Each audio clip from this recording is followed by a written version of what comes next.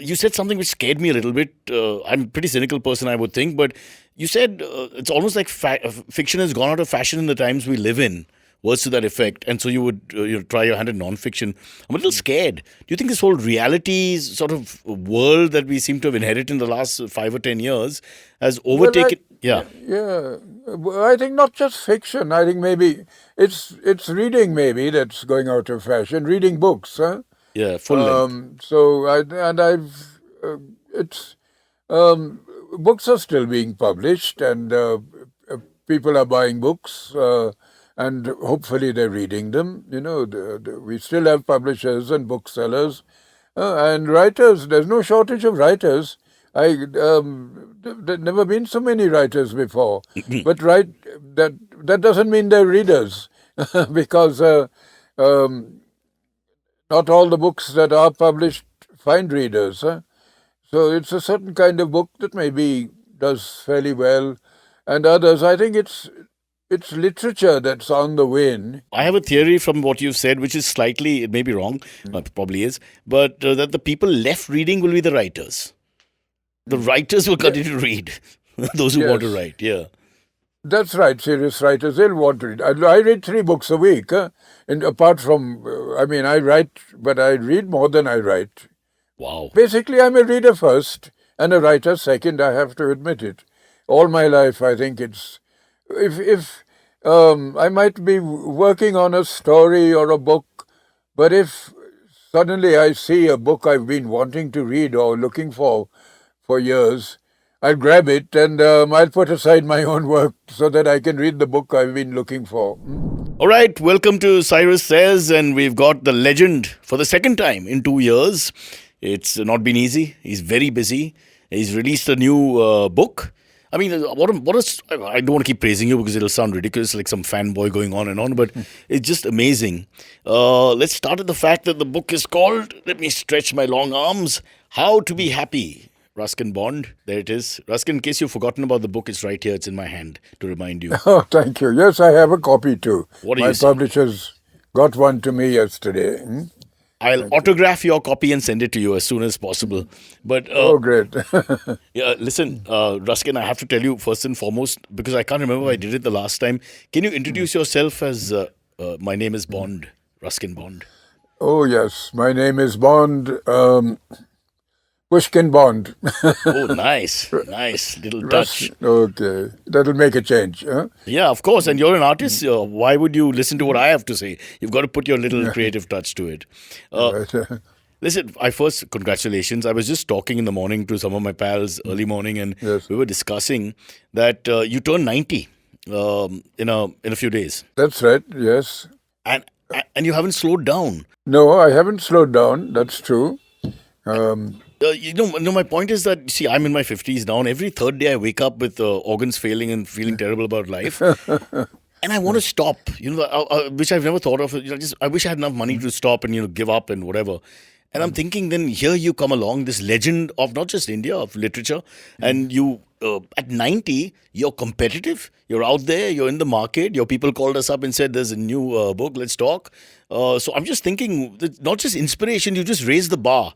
And I'm almost angry with you for that, because I was all ready to fold my cards and back off. But wow, it's just fantastic, really. Just, Thank you. Well, actually, there are 3 books out in this yeah, coming yeah, month. sorry, yeah, you're right. Let me, Oh, but this "How to Be Happy," of course, is the third one. Yeah. is the one I've written for youngsters, for children, and for people who maybe needs a little fillip to encourage them to to do their own thing, and which is what makes you happy. Yeah, but now that you mentioned it, so in the triumvirate, we've got, they're all how to books, by the way. Um Oh, yeah, that's right. There are 2 or 3 others. I did "How to Be a Writer," which is doing very well since everybody wants to be a writer. And then there's how to look after yourself. I've forgotten the title actually. yeah. And there's another one in the works. "How to Be What You Want to Be." Sounds like a song. Yeah. How to be what you want to be. I'm a naughty little bumblebee. and so on. But I think that's Kanye West because it's just I can't recall the lyrics, but yeah, fantastic. Going back, so the first version is let's go to the why the how to book suddenly that it's almost like a slightly different direction from the classic Ruskin Bond. that's right. I thought um, give myself a change from writing short stories and fiction, and since I felt that maybe my there was perhaps fiction was going a little out of fashion.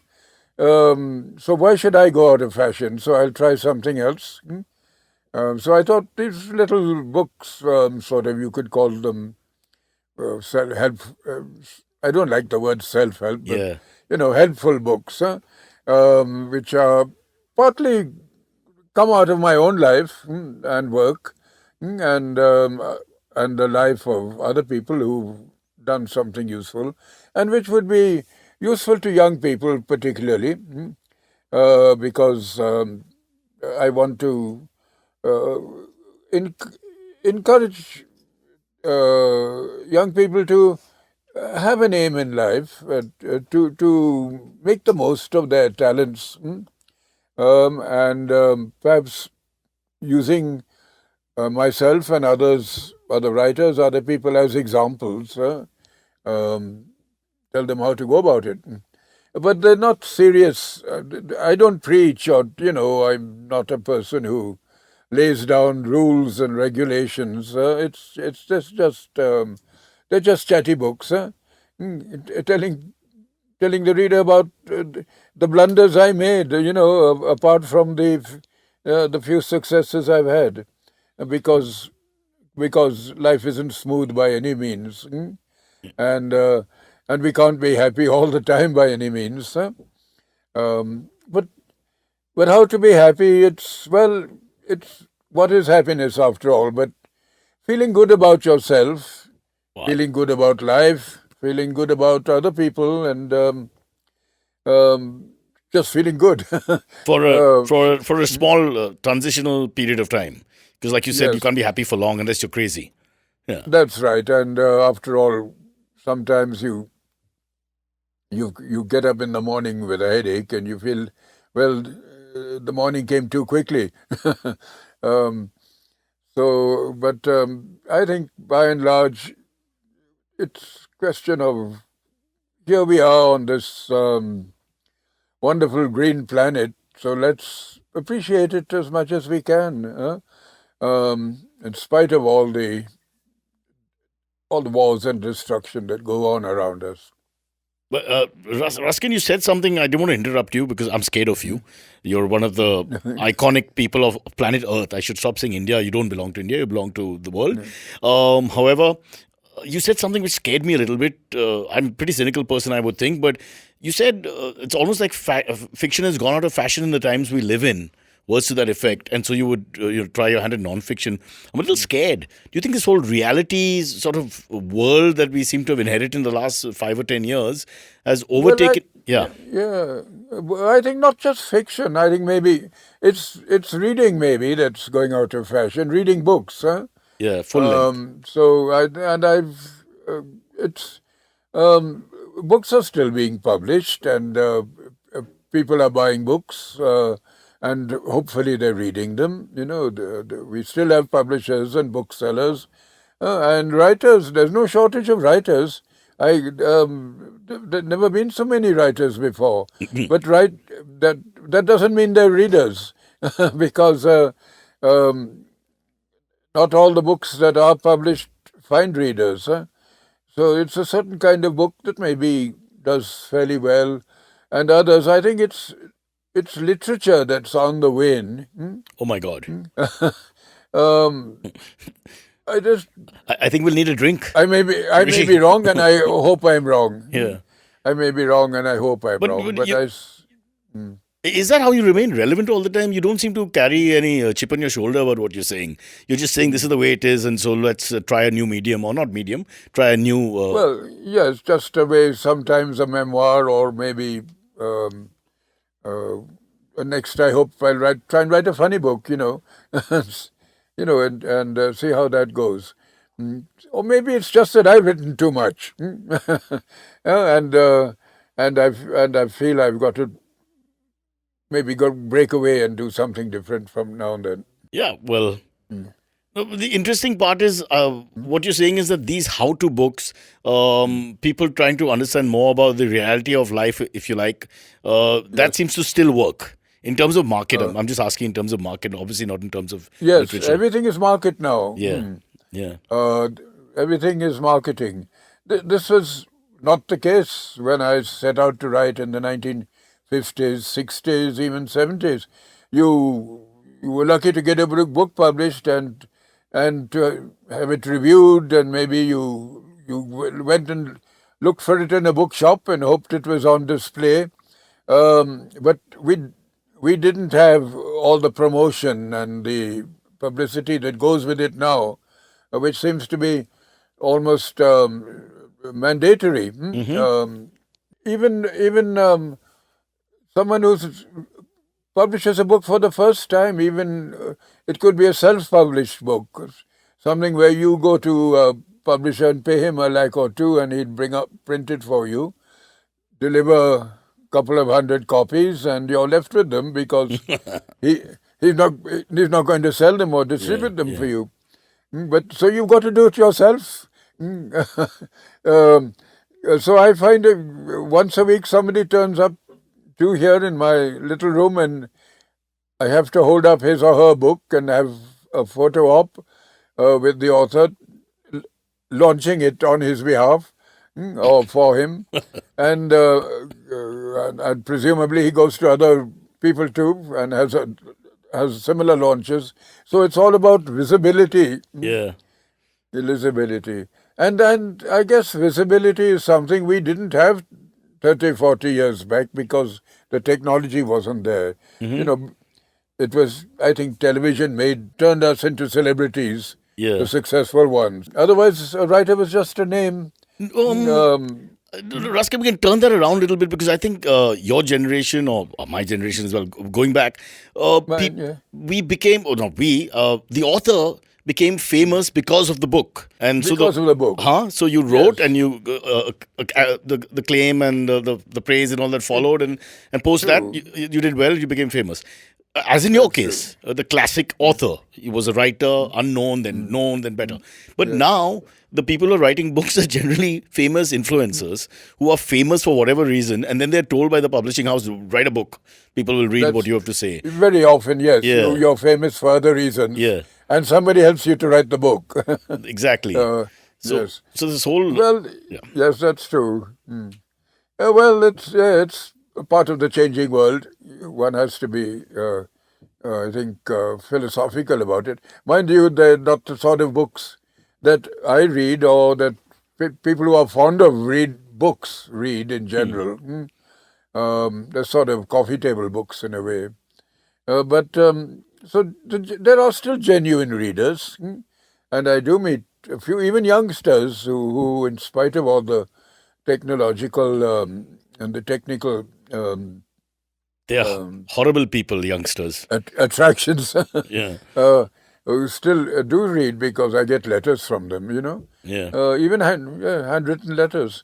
So not all is lost. Yeah. I think there'll always be books and I serious readers, and literature too. But I think maybe it'll be something precious, on a smaller scale. And True. So I have a theory from what you've said, which is slightly, it may be wrong, probably is, but that the people left reading will be the writers. The writers will yeah, continue to read. Those who want to yes, write. Yeah. that's right. Serious writers, they'll want to read. I read 3 books a week, and apart from, I mean, I write, but I read more than I write. Wow. Basically, I'm a reader first and a writer second. I have to admit it. All my life, I think it's if I might be working on a story or a book, but if suddenly I see a book I've been wanting to read or looking for years, I'll grab it and I'll put aside my own work so that I can read the book I've been looking for. So Um, So that means I'm basically a reader, Yeah. or a lover of So, good writing, of so good is books. it fair to say that the authors, the good ones, or the authors in general, have to be fans of reading? I mean, that you can't have one Yes, without the other. I think so. I think all the best writers were readers as when they were young or as they grew up. Yeah, well, that Um, that gives us I, a I, I'm sure. If you make a list of all the great writers and classical authors, they would have been readers when they were young. Whether they were Charles Dickens or Emily Bronte, they were all they read.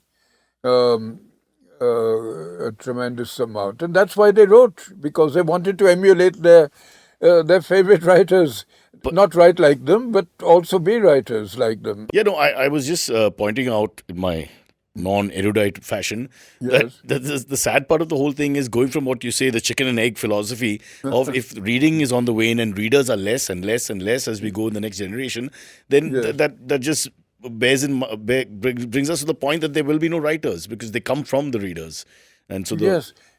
Uh, True, but a genuine writer, a born writer, or someone who is writing becomes an addiction. So there will be people like me who will write even if they don't get published. Because they just feel like they have to express themselves, put down words. They'll be keeping diaries or journals, no, no, if nothing else. I've got So I think the urge to write is there, yeah. even if you don't have readers. Because for many years I didn't have readers, um, and you could the books would be on the pavements in Daryaganj, priced at 12 annas, and nobody would buy them. So, so one could, there will be writers, I think, but There is it's the another readers. school of It's the thought, readers Ruskin, sorry to who. interrupt, but there is a little. The other thing is technology has changed the writing style. So now we have people That's true. writing in more brief, short sort of formats using what is Yes, called Instagram and all these social things which I can't remember. Twitter, for you're right. example. So people's Yes, in 25 words or in three paragraphs, they try to get their yes, point across. yes. So it's like a shorter version of being a writer. I have a I've been asked to write stories in 25 words or less yeah, sometimes. yeah. So it, yeah, it's happening all the time. True. So maybe that's what's happening. Just like with cricket or Yes, sport, as they change that's form true. slightly. So I have a guy we have building chats, and there's a guy who keeps sending Yes, poetry. He's not Wordsworth from any angle, but like exactly what you said. But he's got that urge to write. yes. So maybe that's where it's going to come out in the Yeah, Instas and You're Twitters and all. you're right. That's true. And I mean, I have a friend in Japan who got a publisher there to buy the rights to a couple of my books, but they didn't publish them in book form. They're in audio form. Oh, So people maybe switch on and listen to the story being read, but they're not actually reading the printed book. well, there's lazy and there's lazy, but That's right. So it's all changing slowly. In some places, it's changing rapidly. Some countries, but here it's changing slowly. But it is changing. so Um, well, anyway, I hope even if they reduce uh, some. So the nice thing about I've been criticized over the years that my stories are often too short. And my novels are novellas and they should be longer. So maybe your I'll time has come. survive for Ruskin for Bond, a your few time has few come. years. They want shorter formats now. This This is time has it. come Yeah, finally. looks like it. Yeah. Yes, Yeah, so it's an amazing, the old Tennyson quote, which every schoolboy, while going to vote in yes. Maharashtra, would like to use, which is the old order changeth, yielding place to the new. So maybe in a sense, because I get from you, you're not bitter about all these things ever. You're almost like just No, accepting no. these are the times and this is the way it is. And That's true. And even I'm affected. I find it difficult to read a novel of more than 500 pages. Well, maybe it's age and my attention span, isn't very great now. But so if I read a novel or a detective story, it has to be about 200 pages at the most. I can't sustain my interest, over a big fat novel. So I guess maybe in my case it's probably just age, but I think Well, that would only make some sense, Ruskin, if the earlier Ruskin Bond would read 10,000 pages without blinking and now doesn't want to. yes, Otherwise, is that the case? yes. Yes, I used to read the works of Dickens when I was a boy. I can't progress beyond a few chapters, because that sort of writing is time consuming, for one thing. And I tried not so long ago to read Boswell's Life of Dr. Johnson, and there's still a bookmark one third of the way through. So Wow. I'm struggling. That's very interesting. So, as a reader, do you ever think like we mortal readers think? Like, you're telling the author, get on with the story because, perhaps he's caught in some sort of, going nowhere with his descriptions, Yeah. etc. Do you, as a reader, do that? Do you critique it? Well, like we do sometimes. Yeah, yes, but you see, back in the Victorian age and in the 19th century, the fashion was novels had to be 3 volumes. So the poor writer had to extend himself, and to get a long length, he would have to push in stuff. Even in take Pickwick Papers, every now and then the author breaks through and he goes. He leaves the story entirely and tells you a folk story or a ghost story or something, which has nothing to do Yeah. with the actual book A or the story plot. within the story. Story within the story. He's filling up space because he's got to write so many thousand words. You see, So even the great writers did that. And I go to bookshops, I see their shelves full of classics, but I don't see anyone buying them. That's true. It's not easy reading a classic, especially in English, because the language has changed so much over the years. Reading Shakespeare, we have to do it at school, but it's not something that a kid is going to pick up and read just for fun. So I think so. Reading habits are bound to change, and also the publishers are very unimaginative when they bring out their lists of classics. It's the same, they all bring out the same classics, and don't look for other ones because there are very often other great books written by those authors which are sort of overlooked, and they're just too lazy to bring them out again. But what could you So, replace but Othello and King Lear with, for example? I mean, So maybe, but you can maybe get a flavor of it if you want to, if you read it partly as an audiobook, or as it. I've never read on Kindle, but some people do now, yeah. and so maybe they can, proportion out their reading in a that way. Like an EMI for the modern Yes, world. Yeah. yes. A few words I at a will time. always read. Yeah. I will always read the printed word because that's what I've always done. But I can understand people, wanting to read in It's easier, you know, in easier, ways. And I should think there'll be more abridgments and editing of the classics over the years, especially if they want young people to read them.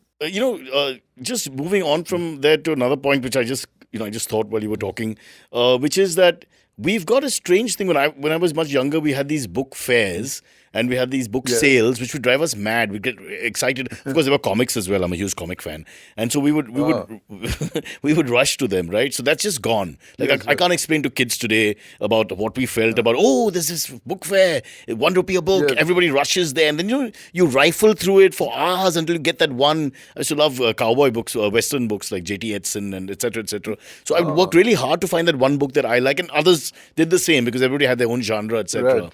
To find Ruskin Bond, the that you like, you'll find some really old works of his which are not there in the normal bookshop. So people will Yes, work hard, and it's like gold, finding gold after digging. So that's just gone completely.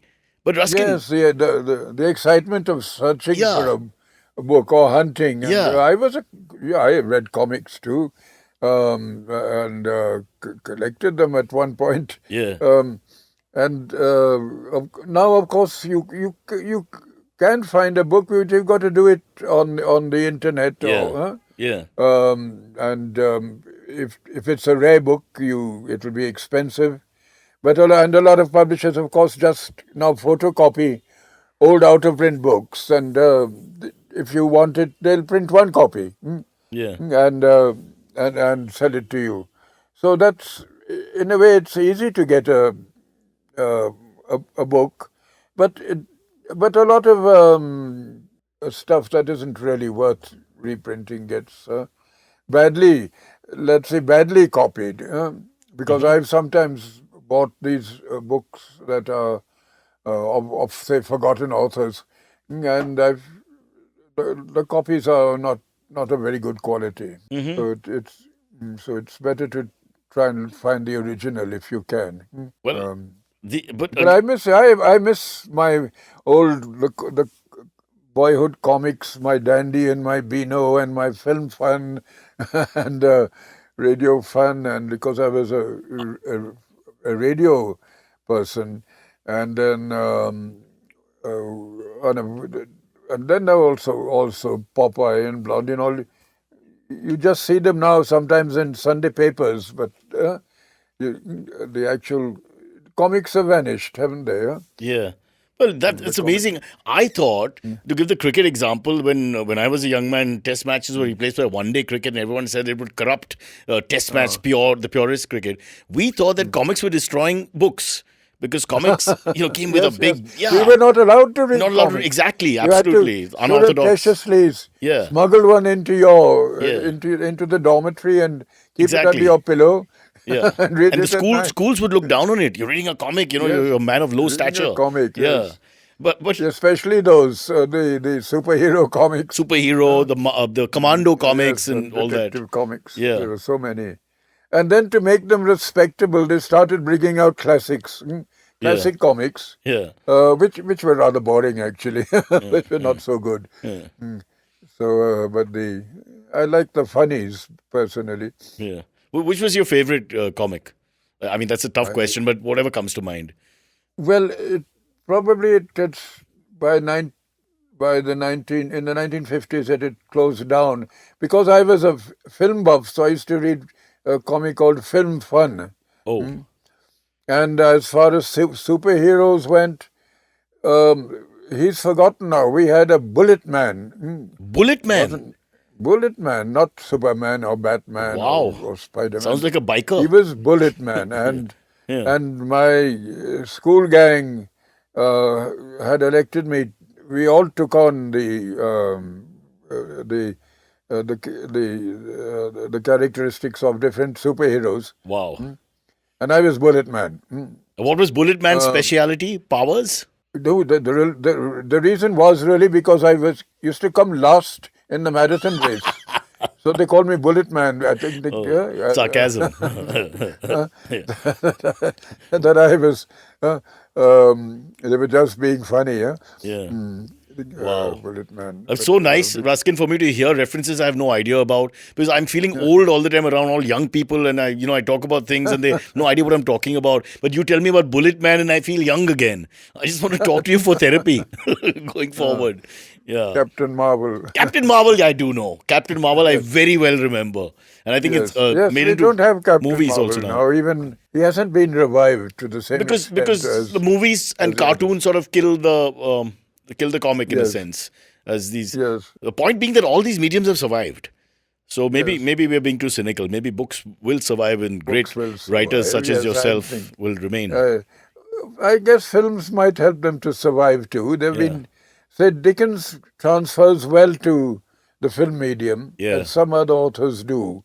Yeah, The authors like, say, Somerset Maugham or Hemingway, their books do well as films. They sort of transfer well So does to the Ruskin Bond. screen. I remember watching The Blue Umbrella with my very young newborn That was a child. sweet film, yes, Yeah, yes, which Albert and watched. all A nice film. the ladies just love that slice of North India, rustic North India, and all that comes alive. Uh, There's a Ruskin Bondish sort of scenario which your name conjures up, in terms of descriptive analysis, etc. I'm sure you've heard it all the time. Read your books, Ruskin. You'll I don't understand know. what I'm saying. I'm just kidding. Yes. Well, now I'm at home most of the time just reading and writing, so I don't have much of a I don't have a big social life, and I don't travel much. Or never. I mean, the last 2 3 years, because my vision is poor now, so it's hard to travel unless I have somebody with me. Um, but the nice thing about being a book lover and a reader is that there's always something to read. And as long as you can read, because I much prefer the printed word Yeah. to maybe to somebody reading out to me. Um, so I hope that I can just even You're, keep reading, even if I don't write so much. But as you say, I'm writing away, and I've got more books coming. there you go. But not long ones, shorter. The books are getting shorter. Like everything else is getting shorter. It's a sign of the times, and in It's a fact, sign of the time. you are ahead of the times, because you yourself said the one critique you had to listen to from the early days was that perhaps he's Yes, not writing long form enough. It's a shortened version of long form in novels and novellas, that's true. etc. So you were already ahead of the game because you knew what was coming. Even my ghost stories. Now I've stopped writing ghost stories. They're vanishing very quickly. Yeah. Oh my God. Yeah. Anyway, Ruskin, I've just been told by my producer who's having a heart attack that we have to take a quick break, and then we'll get you Sure. back in a few seconds and we'll chat some more. Okay. We'll come back to the All book. right. It's a trio of books. How to Be Happy is the third one. Taking a quick break. right. The legend Ruskin Bond with us. Hey, it's been another great week on the IVM Podcasts Network. On The Habit Coach, Ashton Doctor dives into the psychology of spending to impress and why it's crucial to rethink your financial habits, and also explores the roots of conspicuous consumption and practical steps to break free from the cycle. On Has It Aged Well, myself Abbas and my co-host Urjita are joined by actor and content creator Priyam Saha to talk about perhaps the most excessive Bollywood film of all time, Om Shanti Om. Listen in to know why this film is the perfect movie to introduce someone to Hindi cinema, and the many Easter eggs and homages this film pays to the era of 70s Bollywood. Folks, if you like our shows, spread the word, tell your friends, and don't forget to rate and review them wherever you're listening to them. Follow us on social media. We are IVM Podcasts on Twitter, Facebook, Instagram, and LinkedIn. You'll also find all our shows on youtube.com/IVM Podcasts. And finally, we would like to thank our sponsors this week, Omidyar Network India, IDFC First Bank, and ICICI Prudential Mutual Fund. Thank you for making this possible. Back here with Ruskin Bond. I can't believe as a young boy growing up in the 80s and 90s in Mumbai that I would one day sit across someone like Ruskin Bond. And I mean, it's just amazing. You actually feel good about yourself, because you were just this famous person in school and colleges, all over. And then it's like I can show off to my friends, I spoke to Ruskin Bond today. He called me by name. And I can't explain it to you, but it just gives us a stamp of approval in society, which we can carry for the rest of our lives. So I have this. Thank you for that. And I do represent a whole generation. Of course, there are many generations before and after me that read you, so I shouldn't try to monopolize it. But you've just been such an inspiration, and now at 90 batting, to be putting it out there, absolutely continuing to reinvent yourself and make yourself relevant in all scenarios. You've really raised the bar for the whole lot of us. Going to have to do some introspection going back.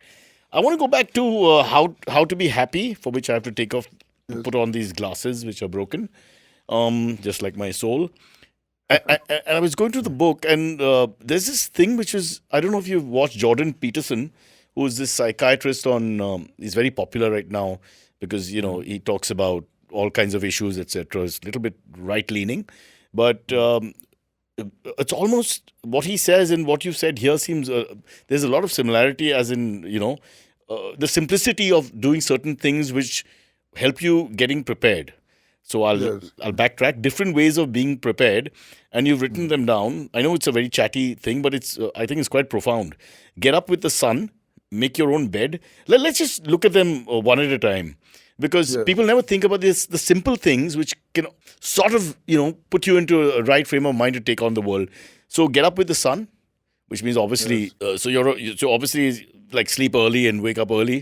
Something that That's true. I think you're missing so much if you don't get up with the sun. You're missing the best time of the day.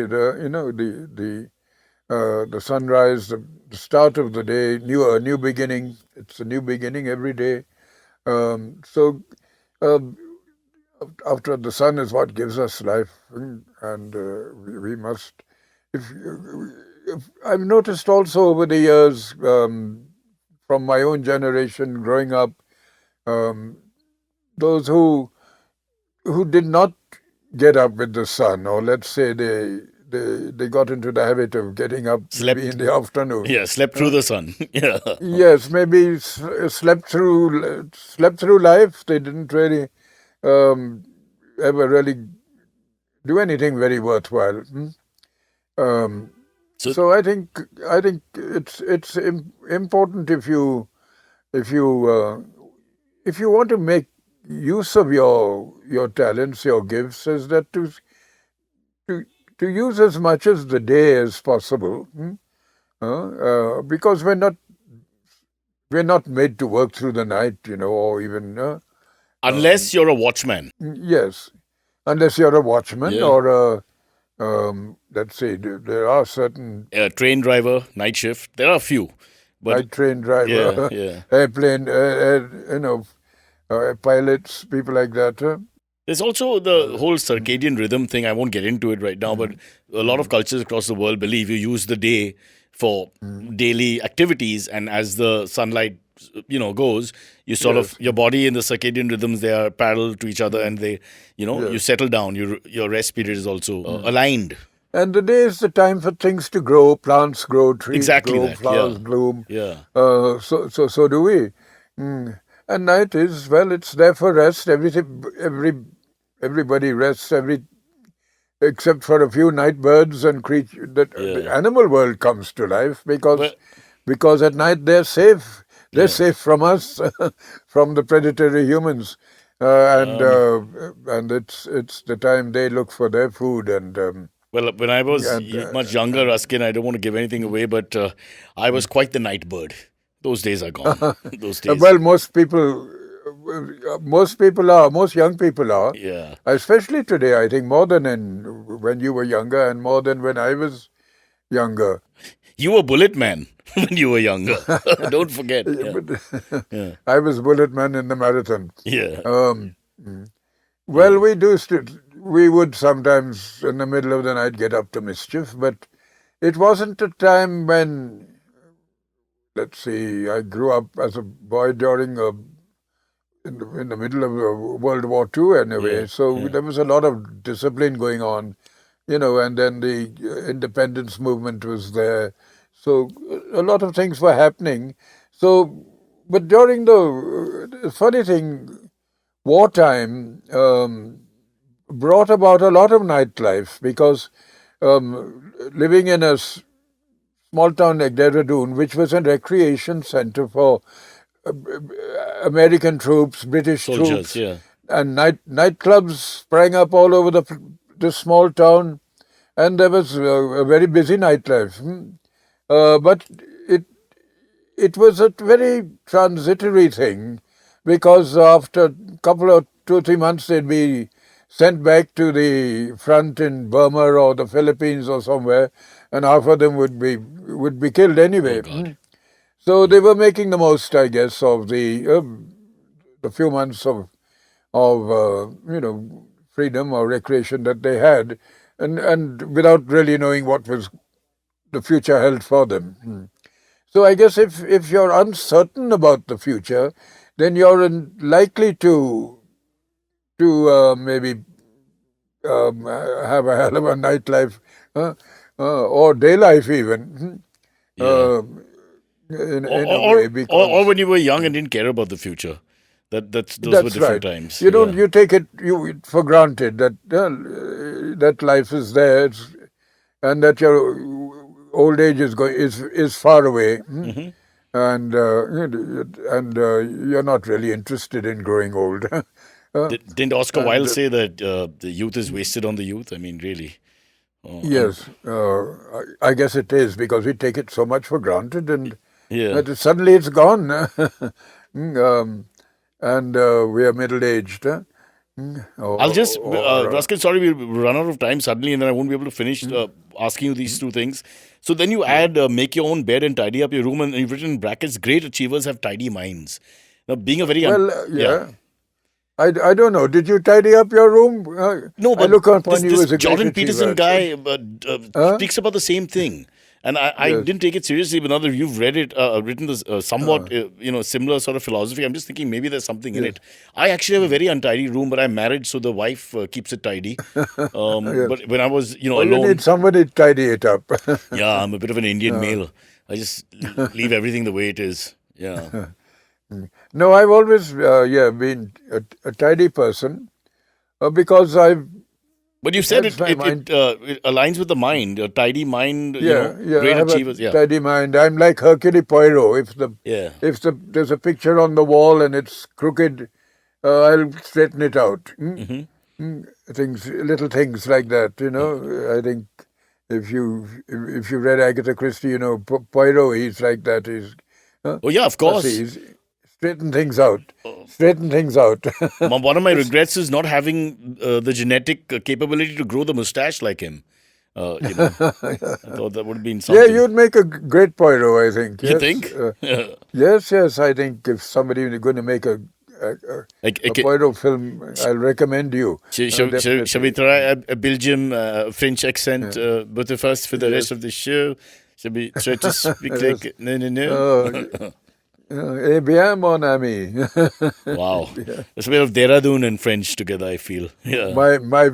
I did French at school. Oh. And there were 4 of us doing French. I was the only one who knew a little French, because I used to read, lines of French lines in books. But the other four didn't know a word of French. They were just taking the subject because they needed an extra subject. So I had to help them out. But I'm afraid we all failed. Oh, wow. What is failed in French? Failed in French? No, I don't know the French word for failed. There you go. QED. QED? Yeah. That's Latin. Oh, is it? In actuality? QED? Yeah, that's Latin. All right. Quod ed demonstratum. Something like that. Something like that. It's Latin. Yeah. We had Latin too. We had Latin. We had a Latin grace at school, and I still remember it. Yeah, I do. Yeah. Can you say it? Yes. Benedictus benedicat piesum Christum Dominum nostrum. And not a Catholic, but I remember that grace. It's like Harry Potter spell, though. For the modern year, it sounds more like a Harry Potter spell from Hogsworth. No? Yeah, boys in the room are nodding. Yeah. Wow. No. So, that was it. A very short grace. Yeah. And then by the time we'd finished, hands were out grabbing slices of bread and whatever was on the dining table. There you go. Schoolboys never waited for the grace to finish. Boys are horrible. The worst behaved people are young boys. I think young boys should be all put in another country till they're grown up. And quite wild and mad. Bad experience. But before we run out of time, there are lots of fans. We had to cut down the questions that were coming in once we told our Discord server that you're on. So I'll try and get them all in. So I'll stop talking. Here's question 1 from Sunny13. How was the experience of working with the legendary Satyajit Ray, and did you deliberately choose to maintain a distance from the film industry? 2 parts. No, I never worked with Satyajit Ray. Oh, Sunny, you but idiot. I did meet him.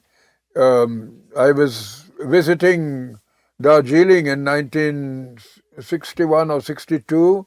I wasn't well known then as a writer. I was working for for CARE, we were doing a program for Tibetan refugees, and that took me to Darjeeling. And there was Satyajit Ray making a film called Kanchenjunga. And I knew a woman called Mari Seaton, who was devoted to him and to his work. And she'd written a book about him, and she introduced me to him, very briefly. So I just met him and exchanged a few words and saw him filming. But I never worked with him, no. So that was a long time ago, 1960. Yeah, but you were still coming up. He had heard of you? I don't know. Probably not. Okay. At that time, nobody had heard of me. I'd had a book or two published, and I was writing mostly in magazines and newspapers. So he might have heard of me, but not. He wouldn't have thought of me as Unfortunately, we can't double check. as an important writer. Well, we'll have to quickly get a couple more in. Yeah. After writing so many books for children, what prompted you to write on a totally different genre, Susanna's Seven Husbands? And what's your take on the movie? No, Susanna's Seven Husbands is. I've written many. When I started out as a writer in the 1950s, I wasn't writing for children. I was writing for the general reader. So I wrote all kinds of stories. And, Susanna's Seven Husbands wasn't an early story, but I wrote it in, let's say, in the 1980s. But you also, when they made it into a film, you were in the movie? There was a small... Oh, yeah, a very small guest role.